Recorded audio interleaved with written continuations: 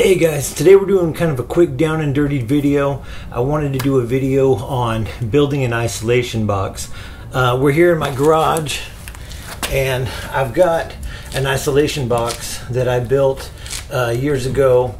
I had a gig for a while where you know, the loud noise of a electric guitar was kind of a problem in the space that the gig was at, because it was a space designed more for acoustic instruments. So we needed more isolation for the guitar, and so I ended up building this box. I built this out of a road case because I happened to have it sitting around and it was real convenient. But you could really build it out of anything. And I just wanted to show you real quick a little bit of what I did. And you know, maybe you can apply some of these ideas toward building a box for yourself. Okay, so I'm going to go ahead, pull the lid off of the box, show you a little bit of what's inside and how it's designed. Okay, so as you can see, this is basically what I got. Hopefully you can see it pretty well. This case was already lined with an acoustical foam that was already here in the case, and so I wanted to go ahead and take advantage of that. Obviously, if you build one of your own, you know, you could use your own foam and just, you know, line a wooden box or whatnot. I was looking for the smallest speaker cab that I could find to fit into this thing. This is one that I got from Mesa Boogie. It's extremely compact. It's got a 1x12 in it, and it's the V90 speaker, which is the same speaker that is also in my Mesa Boogie Lone Star combo, which I just love the sound of. It's a very clear speaker, and doesn't distort, has a lot of bass. It's just sounds fantastic. So anyway, I put that in here. You can see on the back it's got a cable going into it, and I wired that cable up to the front of it, and then I've also got a second cable for well, that cable's coming in for the speaker, and you can see on the front of it here. Let me just show you. So I've got this plate that I made and mounted on the outside of it, drilled through the sides of it, put two XLR jacks on it for mics, so I could mic it with two different mics, and then I also have the speaker jack.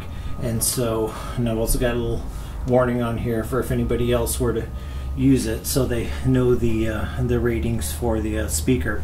But anyway, it's wired straight through, comes back through this area, and speaker cable runs back there to the back of the cab. You've got, right now I've got a 57 in here, kind of just to demonstrate how it's designed. And then if you wanted to put another you know, mic on it, whether you do a condenser or a ribbon mic or something like that, you could do that right here, put a separate stand in there. But yeah, anyway, it's a real simple kind of design. And it's real easy to build if you got basic woodworking skills, or you know, just any experience in kind of doing DIY stuff. You know, you should be able to put something together like this. Like I said, this was a road case that was around. You might even have something that's already kind of sitting around that you can take advantage of. But if you got any questions, feel free to message me and I'm happy to answer it for you. All of the components that I used for the plate that I made was just stuff I either got from, you know, Radio Shack or Home Depot or something like that. So really the only thing I think that I bought for it was you know, the speaker cab itself that I put in here, as far as like music gear, and the stands and things like that I just had around. But you don't even need to do that. I mean, you can you know, if you don't want to use actual stands, there's ways you can also, you know, build some kind of a support that would hold it, whether you use wood or, you know, some other kind of little fixture to do that. So anyway, I hope this is a benefit to somebody.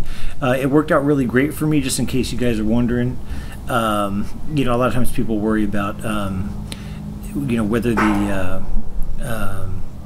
the sound in the box is you know, sounds too confined, or if it does something odd to the tone. I really didn't have any kind of a problem with that. Now, one of the things that I did was, obviously, you know, I used a big box, and the reason that I used a big box was that I wanted a lot of space. So you see that there's quite a bit of distance in here for the ambient sound to you know, to kind of bounce around and hopefully break up some of the waveforms. And then also in the back, this little cabinet, this is an open back cabinet, and so I left, you know, enough space in here by getting a cabinet that's small enough so that hopefully some of the sound could come out of here and you know, kind of bounce around and keep things from being you know, sounding odd in any kind of way. But like I said, I never had any problems with the sound of it. So